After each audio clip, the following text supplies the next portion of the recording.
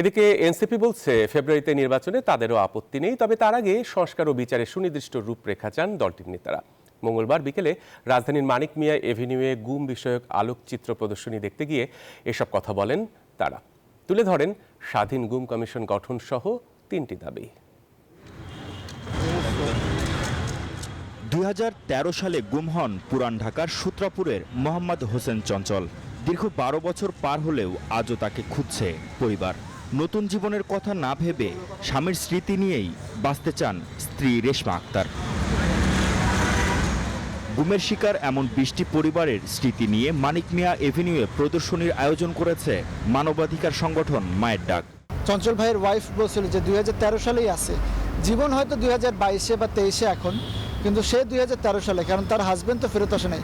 আমরা 12 বছর আগে যেই জায়গায় ছিলাম এখনো সেই জায়গাতেই আছি, তো সেই জানাটা দরকার, সত্যটা সামনে আসা দরকার। মঙ্গলবার বিকেলে প্রদর্শনী দেখতে যান এনসিপি নেতারা। স্বাধীন গুম কমিশন গঠন সহ 3টি দাবি তুলে ধরেন তারা।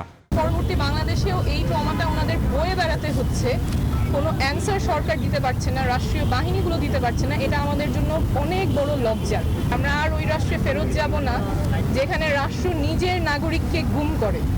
যেটা আরো বেশি আতঙ্কের, যে গুম কমিশন যেটি করা হয়েছে তাদেরকে নাকি স্বাধীনভাবে কাজ করতে দেওয়া হচ্ছে না, তাদেরকে প্রেশার দেওয়া হচ্ছে, তাদেরকে এজেন্সির দ্বারা প্রেশার দেওয়া হচ্ছে।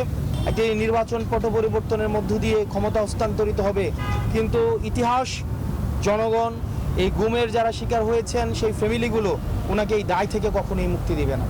নির্বাচন ইস্যুতেও কথা বলেন এনসিপি নেতারা।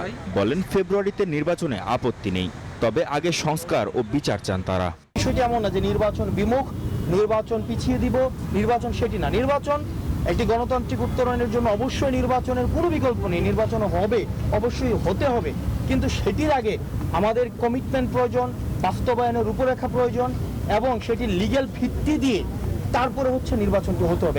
মতপার্থক্যের কারণে বিএনপি নেত্রী রুমিন ফারহানাকে সাইবার বুলিং না করার আহ্বানও জানান এনসিপি নেতারা।